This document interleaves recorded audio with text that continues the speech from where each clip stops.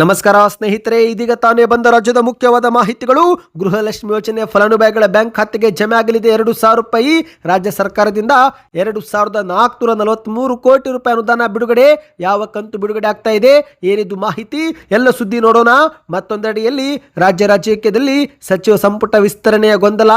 ರಾಜೀನಾಮೆ ಕೊಟ್ಟ ಬೆನ್ನಲ್ಲೇ ಬಸವರಾಜ ಹೊರಟ್ಟಿಯವರ ಶಾಕಿಂಗ್ ಹೇಳಿಕೆ.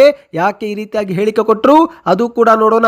ಮತ್ತೊಂದೆಡೆಯಲ್ಲಿ ಖಾತೆ ಬದಲಾವಣೆ ಚರ್ಚೆ ನಡುವೆ ನಾನು ಕೂಡ ರಾಜೀನಾಮೆ ಕೊಡಲು ಸಿದ್ಧ ಎಂದ ಹಾಲಿ ಸಚಿವ ಪ್ರಿಯಾಂಕ್ ಖರ್ಗೆ ಅವರು. ಏನಿದು ಮಾಹಿತಿ ನೋಡೋಣ. ಇನ್ನು ಬ್ಯಾಂಕ್ನಿಂದ ಸಾಲ ಮಾಡಿದವರಿಗೆ ಸಿಹಿ ಸುದ್ದಿ ಕೊಟ್ಟ RBI. ಎಲ್ಲ ಬ್ಯಾಂಕುಗಳಿಗೆ ಹೊಸ ರೂಲ್ಸ್ ಜಾರಿಗೆ, ಏನದು ಕೂಡ ನೋಡೋಣ ಸ್ನೇಹಿತರೆ.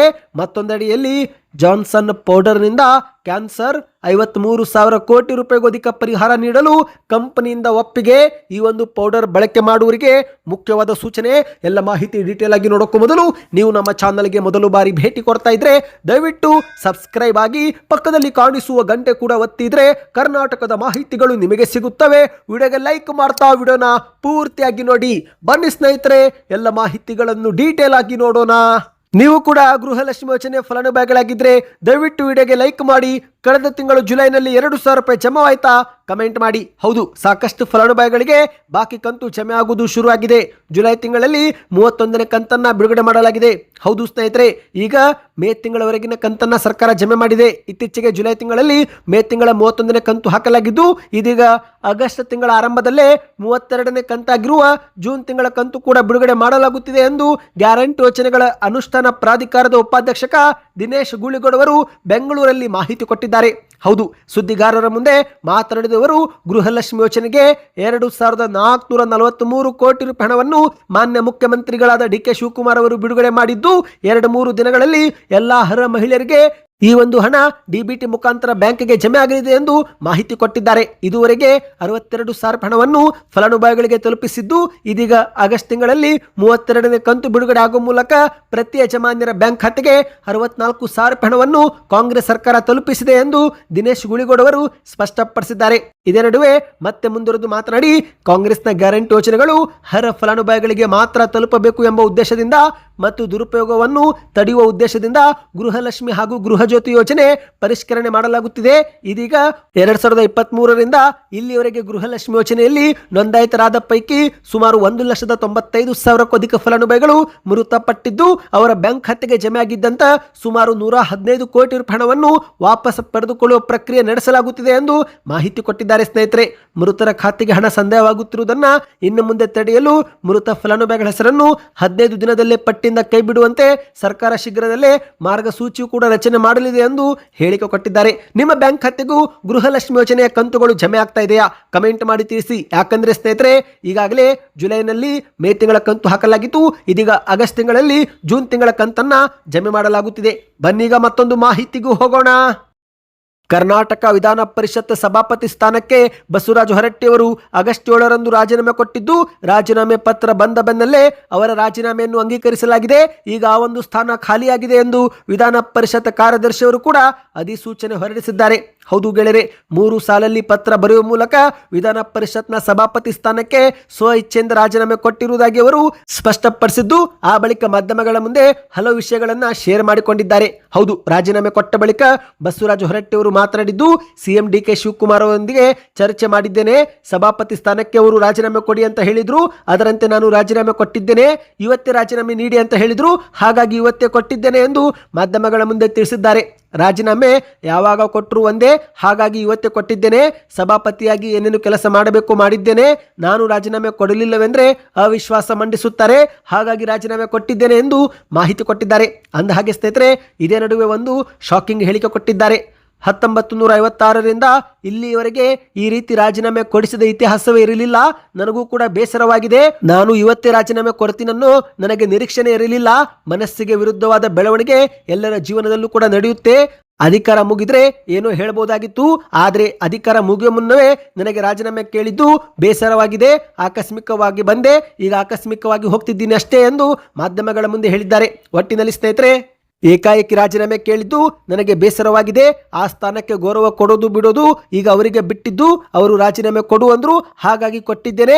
ಏಕಾಏಕಿ ರಾಜೀನಾಮೆ ಕೇಳಿದ್ದು ನನಗಂತೂ ಬೇಸರವಾಗಿದೆ ಎಂದು ಮಾಧ್ಯಮಗಳ ಮುಂದೆ ತಿಳಿಸಿದ್ದಾರೆ. ಇನ್ನು ಇದೊಂದು ಕಡೆ ಆದರೆ ಸ್ನೇಹಿತರೆ, ಮತ್ತೊಂದೆಡೆಯಲ್ಲಿ ಹಾಲಿ ಸಚಿವರಾಗಿರುವ ಗೃಹ ಸಚಿವರಾಗಿರುವ ಪ್ರಿಯಾಂಕ್ ಖರ್ಗೆ ಅವರು ನಾನು ಕೂಡ ರಾಜೀನಾಮೆ ಕೊಡಲು ಸಿದ್ಧ ಎಂದು ಮಾಧ್ಯಮಗಳ ಮುಂದೆ ಶಾಕಿಂಗ್ ಹೇಳಿಕೆ ಕೊಟ್ಟಿದ್ದಾರೆ. ಹೌದು, ನಿಮಗೆಲ್ಲರಿಗೂ ಗೊತ್ತಿರುವಂತೆ ಕರ್ನಾಟಕದ ರಾಜಕೀಯದಲ್ಲಿ ಕಳೆದೆರಡು ತಿಂಗಳಿನಿಂದ ಸಚಿವ ಸಂಪುಟ ವಿಸ್ತರಣೆಯ ಭಾರಿ ಚರ್ಚೆ ಆಗಿತ್ತು. ಇದೆಲ್ಲಕ್ಕೂ ಕೂಡ ಬ್ರೇಕ್ ಹಾಕಿರುವ ಕಾಂಗ್ರೆಸ್ ಹೈಕಮಾಂಡ್ 19 ನೂತನ ಸಚಿವರ ಪಟ್ಟಾಭಿಷೇಕಕ್ಕೆ ಹಸಿರು ನಿಶಾನೆ ತೋರಿದ್ದು, ಇತ್ತ ಡಿಕೆ ಶಿವಕುಮಾರ್ ಅವರು ಕೂಡ ಮುಖ್ಯಮಂತ್ರಿಯಾಗಿ ಸರಿಯಾಗಿ 2 ತಿಂಗಳು ಪೂರ್ತಿಯಾಗಿದೆ. ಹಾಗಾಗಿ ರಾಜ್ಯದಲ್ಲಿ ಸಚಿವ ಸಂಪುಟ ವಿಸ್ತರಣೆ ಆಗುತ್ತಿದ್ದು, ಇದೇ ನಡುವೆ ಮಂತ್ರಿಗಿರಿ ಸಿಗದಿದ್ದಕ್ಕಾಗಿ ಕೆಲ ಕಾಂಗ್ರೆಸ್ ನಾಯಕರು ರಾಜೀನಾಮೆ ಕೊಡುವ ಬಗ್ಗೆ ಮತ್ತು ಅಸಮಾಧಾನವನ್ನ ವ್ಯಕ್ತಪಡಿಸುತ್ತಿದ್ದಾರೆ. ಇದರೆಲ್ಲರ ನಡುವೆ ಹಾಲಿ ಸಚಿವರಾಗಿರುವ ಪ್ರಿಯಾಂಕ್ ಖರ್ಗೆ ಅವರು ನಾನು ಸಹ ಸಚಿವ ಸ್ಥಾನಕ್ಕೆ ರಾಜೀನಾಮೆ ಕೊಡಲು ಸಿದ್ಧ ಎಂದು ಹೇಳುವ ಮೂಲಕ ಶಾಕ್ ನೀಡಿದ್ದಾರೆ. ಬೆಂಗಳೂರಲ್ಲಿ ನೂತನ ಸಚಿವರಿಗೆ ಇನ್ನೂ ಕೂಡ ಖಾತೆ ಹಂಚಿಕೆ ಮಾಡದಿರುವುದು ಮತ್ತು ಕಾಂಗ್ರೆಸ್ ಪಕ್ಷದಲ್ಲಿ ಅಸಮಾಧಾನ ಭುಗಿಲೆದ್ದ ಕುರಿತಂತೆ ಮಾಧ್ಯಮಗಳ ಪ್ರಶ್ನೆಗೆ ಪ್ರಿಯಾಂಕ್ ಖರ್ಗೆ ಅವರು ಉತ್ತರ ಕೊಟ್ಟಿದ್ದಾರೆ. ಯಾವುದೇ ಮಂತ್ರಿಗೆ ಯಾವ ಜವಾಬ್ದಾರಿ ಕೊಡಬೇಕು ಎಂದು ನಿರ್ಧಾರ ಮಾಡುವುದು ಸಿಎಂ ಡಿಕೆ ಶಿವಕುಮಾರ್. ಹೈಕಮಾಂಡ್ ಜೊತೆ ಮಾತನಾಡಿ ಯಾರಿಗೆ ಜವಾಬ್ದಾರಿ ಕೊಟ್ಟರೆ ಚೆನ್ನಾಗಿ ಕೆಲಸ ಮಾಡ್ತಾರೆ ಅಂತ ನೋಡಿಕೊಂಡೇ ಈ ಒಂದು ಸಚಿವ ಸ್ಥಾನ ಕೊಡ್ತಾರೆ. ಅಂದ ಹಾಗೆ ನಮ್ಮಲ್ಲಿ 135 ಜನರಿದ್ದು ಸಚಿವ ಸ್ಥಾನ ಮಾತ್ರ 30ರಿಂದ 33 ಇವೆ. ಎಲ್ಲರಿಗೂ ಸಚಿವ ಸ್ಥಾನ ನೀಡುವುದು ಕಷ್ಟವಾಗುತ್ತೆ. ಆದರೆ ಈ ಬಗ್ಗೆ ಸಿಎಂ ಮತ್ತು ಹೈಕಮಾಂಡ್ನವರೇ ಎಲ್ಲವನ್ನು ಕೂಡ ನಿರ್ಧಾರ ಮಾಡುತ್ತಾರೆ ಎಂದು ಪ್ರಿಯಾಂಕ್ ಖರ್ಗೆ ಅವರು ಹೇಳಿದ್ದಾರೆ. ಇದೇ ನಡುವೆ ಮಾಧ್ಯಮದವರು ಕೆಲ ಮಂತ್ರಿಗಳನ್ನು ಬದಲಾಯಿಸಿ ಅಸಮಾಧಾನಗೊಂಡವರಿಗೆ ಅಧಿಕಾರ ಕೊಡ್ತಾರೆ ಎಂದು ಕೇಳಿದಾಗ ಅದಕ್ಕೆ ಉತ್ತರ ಕೊಟ್ಟಂತಿವರು, ನೋಡ್ರಿ, ಅಕಸ್ಮಾತ್ ಹೈಕಮಾಂಡ್ ಅವರು ನನಗೆ ಪಕ್ಷದ ಕೆಲಸ ಮಾಡಿ ಅಂದ್ರೆ ನಾನು ಕೂಡ ರಾಜೀನಾಮೆ ಕೊಡಲು ಸಿದ್ಧ. ನಾಳೆನೆ ಪಕ್ಷದ ಜವಾಬ್ದಾರಿ ಕೊಟ್ಟರೆ ನಾನು ಕೂಡ ಸ್ವೀಕಾರ ಮಾಡಿ ರಾಜೀನಾಮೆ ಕೊಡುತ್ತೇನೆ. ಇದು ಎಲ್ಲರಿಗೂ ಕೂಡ ಅನ್ವಯವಾಗುತ್ತೆ. ಇಲ್ಲಿ ಅಸಮಾಧಾನ ಪಡುವಂತದ್ದು ಏನೂ ಇಲ್ಲ ಎಂದು ಮಾಧ್ಯಮಗಳ ಮುಂದೆ ಹೇಳಿಕೆ ಕೊಟ್ಟಿದ್ದಾರೆ. ಬನ್ನಿ ಗೆಳೆಯರೆ, ಮತ್ತೊಂದು ಮಾಹಿತಿಗೂ ಹೋಗೋಣ. ಬ್ಯಾಂಕ್ನಿಂದ ಸಾಲ ಪಡೆದುಕೊಂಡವರಿಗೆ RBI ಸಿಹಿ ಸುದ್ದಿ ಕೊಟ್ಟಿದೆ. ಹೌದು, ಸಾಲ ಮರುಪಾವತಿ ಮಾಡದ ಗ್ರಾಹಕರ ವಿರುದ್ಧ ಇಲ್ಲಿಯವರೆಗೆ ಬ್ಯಾಂಕುಗಳು ತೆಗೆದುಕೊಳ್ಳುತ್ತಿರುವ ವಸೂಲಾತಿ ಕ್ರಮಗಳ ಕುರಿತಂತೆ ರಿಸರ್ವ್ ಬ್ಯಾಂಕ್ ಆಫ್ ಇಂಡಿಯಾ ಹೊಸ ನಿಯಮಗಳನ್ನು ಜಾರಿಗೆ ಮಾಡಿದೆ. ಮನೆ ಸಾಲ, ವಾಹನ ಸಾಲ ಅಥವಾ ವೈಯಕ್ತಿಕ ಸಾಲಗಳನ್ನು ಮರುಪಾವತಿ ಮಾಡಲು ತಡವಾದರೆ ಅಂತಹ ಸಮಯದಲ್ಲಿ ಈ ಒಂದು ಹಿಂದೆ ವಸೂಲಾತಿ ನೆಪದಲ್ಲಿ ಬ್ಯಾಂಕುಗಳು ಗ್ರಾಹಕರ ಫೋನ್ ಅಥವಾ ಲ್ಯಾಪ್ಟಾಪ್ಗಳನ್ನು ರಿಮೋಟ್ ಮೂಲಕ ಲಾಕ್ ಮಾಡುತ್ತಿದ್ರು. ಆದರೆ ಇನ್ನು ಮುಂದೆ ಈ ರೀತಿ ಸ್ಥಗಿತಗೊಳಿಸುವಂತಿಲ್ಲ ಎಂದು RBI ಸ್ಪಷ್ಟನೆ ಕೊಟ್ಟಿದೆ. ಹೌದು ಗೆಳೆಯರೆ, RBIನ ಹೊಸ ಮಾರ್ಗಸೂಚಿಯ ಪ್ರಕಾರ ವಿಶೇಷ ಸಂದರ್ಭಗಳಲ್ಲಿ ಸಾಲ ವಸೂಲಾತಿಗಾಗಿ ಬ್ಯಾಂಕುಗಳು ಕೆಲ ಬ್ಯಾಂಕಿಂಗ್ ಸೌಲಭ್ಯವನ್ನು ತಾತ್ಕಾಲಿಕವಾಗಿ ಸ್ಥಗಿತಗೊಳಿಸಬಹುದು. ಆದರೆ ಗ್ರಾಹಕರ ಮೊಬೈಲ್ ಫೋನ್, ಲ್ಯಾಪ್ಟಾಪ್ಗಳನ್ನು ಇನ್ನು ಮುಂದೆ ರಿಮೋಟ್ ಮೂಲಕ ಲಾಕ್ ಮಾಡುವಂತಿಲ್ಲ ಎಂದು ಹೇಳಿಕೆ ಕೊಟ್ಟಿದೆ. ಅಷ್ಟು ಮಾತ್ರವಲ್ಲ ಸ್ನೇಹಿತರೆ, ಗ್ರಾಹಕರಿಗೆ ಮುಂಚಿತವಾಗಿನ ಮಾಹಿತಿ ನೀಡಿ ಹಂತ ಹಂತವಾಗಿ ಕ್ರಮ ತೆಗೆದುಕೊಳ್ಳಬೇಕು. ಇನ್ನು ಸಾಲ ವಸೂಲಾತಿ ವೇಳೆ ಸಾಮಾಜಿಕ ಮಾಧ್ಯಮಗಳ ಮೂಲಕ ಕಿರುಕುಳ ಕೊಡುವಂತಿಲ್ಲ, ಬೆದರಿಕೆ ಹಾಕುವಂತಿಲ್ಲ ಮತ್ತು ನಿಂದನೀಯ ಭಾಷೆ ಬಳಸುವಂತಿಲ್ಲ ಎಂದು ಕಟ್ಟುನಿಟ್ಟಾಗಿ ಇನ್ನು ಮುಂದೆ ನಿಷೇಧ ಮಾಡಲಾಗಿದೆ ಎಂದು RBI ಸ್ಪಷ್ಟನೆ ಕೊಟ್ಟಿದೆ. ಹೌದು, ಈ ಒಂದು ಹಿಂದೆ ಬ್ಯಾಂಕುಗಳಿಂದ ಸಾಲ ಪಡೆದುಕೊಂಡು ಮೊಬೈಲ್ ಅಥವಾ ಲ್ಯಾಪ್ಟಾಪ್ ಖರೀದಿ ಮಾಡಿದರೆ ಆ ಸಮಯದಲ್ಲಿ ಸಾಲ ಮರುಪಾವತಿ ಮಾಡಲಿಲ್ಲವೆಂದರೆ EMI ನಂಬರ್ ಮೂಲಕ ಮೊಬೈಲ್ ಅಥವಾ ಲ್ಯಾಪ್ಟಾಪ್ ಅನ್ನೇ ಲಾಕ್ ಮಾಡಲಾಗುತ್ತಿತ್ತು. ಅಂದರೆ ಆ ಒಂದು ಮೊಬೈಲ್ ಅಥವಾ ಲ್ಯಾಪ್ಟಾಪ್ ಯಾವುದೇ ಕೆಲಸಕ್ಕೂ ಕೂಡ ಬರುತ್ತಿರಲಿಲ್ಲ. ಆದರೆ ಇನ್ನು ಮುಂದೆ ಬ್ಯಾಂಕುಗಳು ಈ ರೀತಿ ಮಾಡಲು ಸಾಧ್ಯವಿಲ್ಲ ಎಂದು RBI ಹೇಳಿಕೆ ಕೊಟ್ಟಿದೆ. ಗ್ರಾಹಕರು ಬ್ಯಾಂಕಿನಿಂದ ಸಾಲ ಪಡೆದು ಲ್ಯಾಪ್ಟಾಪ್, ಮೊಬೈಲ್ನಂತಹ ಸಾಧನ ಖರೀದಿಸಿದರೆ ಬ್ಯಾಂಕು ತಕ್ಷಣವೇ ಸ್ಥಗಿತಗೊಳಿಸುವ ಬದಲು ಹಂತ ಹಂತವಾಗಿ ಸಾಧನ ನಿಷ್ಕ್ರಿಯಗೊಳಿಸಬಹುದು. ಆದರೆ ಏಕಾಏಕಿ ಸೇವೆಗಳನ್ನು ಸ್ಥಗಿತಗೊಳಿಸುವಂತಿಲ್ಲ ಎಂದು ಸೂಚನೆ ಕೊಟ್ಟಿದೆ. ಅವರಿಗೆ ಬರುವಂತಹ ಕರೆಗಳು, SMS ಮತ್ತು ಇತರೆ ಸೌಲಭ್ಯಗಳು ಎಂದಿನಂತೆ ಮುಂದುವರಿಯಬೇಕು. ಯಾವುದೇ ಕಾರ್ಯವನ್ನು ನಿಷ್ಕ್ರಿಯಗೊಳಿಸಲು ಬ್ಯಾಂಕುಗಳಿಗೆ ಇನ್ನು ಮುಂದೆ ಅಧಿಕಾರವಿರೋದಿಲ್ಲ ಎಂದು RBI ಹೇಳಿಕೆ ಕೊಟ್ಟಿದೆ. ಈ ಬಗ್ಗೆ ನಿಮ್ಮ ಅನಿಸಿಕೆಯನ್ನು ಕಮೆಂಟ್ ಮಾಡಿ. ಬನ್ನಿ ಸ್ನೇಹಿತರೆ, ಕೊನೆಯ ಮಾಹಿತಿಗೆ ಹೋಗೋಣ. ನಿಮ್ಮ ಮನೆಯಲ್ಲೂ ಕೂಡ ಸಣ್ಣ ಮಕ್ಕಳಿದ್ರೆ ಎಚ್ಚರ ಸ್ನೇಹಿತರೆ. ಜಾನ್ಸನ್ ಅಂಡ್ ಜಾನ್ಸನ್ ಪೌಡರ್ನಿಂದ ಕ್ಯಾನ್ಸರ್ ಬಂದಿದ್ದು ದೃಢವಾಗಿದ್ದು 53,000 ಕೋಟಿ ರೂಪಾಯಿ ಪರಿಹಾರ ನೀಡಲು ಕಂಪನಿಗೆ ಒಪ್ಪಿಕೊಂಡಿದೆ. ಹೌದು, ನಾವು ಬಳಸುವ ಅದೆಷ್ಟೋ ಉತ್ಪನ್ನಗಳಲ್ಲಿ ಕ್ಯಾನ್ಸರ್ ಕಾರಕಾಂಶ ಇರುವುದು ನಮಗೇನೆ ಗೊತ್ತಿರೋದಿಲ್ಲ. ಟಿವಿಗಳಲ್ಲಿ ಬರುವಂತಹ ಜಾಹೀರಾತು, ಮೊಬೈಲ್ನಲ್ಲಿ ಬರುವಂತಹ ಮಾಹಿತಿ ಮೂಲಕ ನಾವು ಈ ಒಂದು ವಸ್ತುಗಳನ್ನು ಬಳಕೆ ಮಾಡುತ್ತೇವೆ. ಈಗ ಅದರಂತೆ ವಿಶ್ವಾದ್ಯಂತ ಪ್ರಸಿದ್ಧವಾಗಿರುವ ಈ ಒಂದು ಬೇಬಿ ಪೌಡರ್ನಿಂದಲೇ ಹಲವರು ಕ್ಯಾನ್ಸರ್ಗೆ ತುತ್ತಾಗಿರುವುದು ವರದಿಯಾಗಿದೆ. ಹೌದು ಗೆಳೆಯರೆ, ಕ್ಯಾನ್ಸರ್ಗೆ ತುತ್ತಾದದೆಷ್ಟೋ ಮಕ್ಕಳು ತಮ್ಮ ಜೀವ ಕಳೆದುಕೊಂಡ್ರೆ ಇನ್ನು ಹಲವರು ಸಾವು ಬದುಕಿನ ನಡುವೆ ಹೋರಾಟ ಮಾಡ್ತಿದ್ದಾರೆ. ಮಕ್ಕಳು ಮಾತ್ರವಲ್ಲ, ಸಹಸ್ರಾರು ದೊಡ್ಡವರಿಗೂ ಕೂಡ ಕ್ಯಾನ್ಸರ್ ಬಂದಿರುವುದು ಪತ್ತೆಯಾಗಿದೆ ಸ್ನೇಹಿತರೆ. ಹಾಗಾಗಿ ಈಗ ಈ ಒಂದು ಕಂಪನಿ ವಿರುದ್ಧ ವಿಶ್ವದ ಹಲವು ದೇಶಗಳಲ್ಲಿ ಕೋರ್ಟುಗಳಲ್ಲಿ ಕಂಪನಿ ವಿರುದ್ಧ ಕೇಸು ದಾಖಲು ಮಾಡಿದ್ದು ಸದ್ಯ ಈ ಒಂದು ಪೌಡರ್ ಕಂಪನಿ ಎಲ್ಲರಿಗೂ ಪರಿಹಾರ ಕೊಡಲು ಒಪ್ಪಿಕೊಂಡಿದೆ.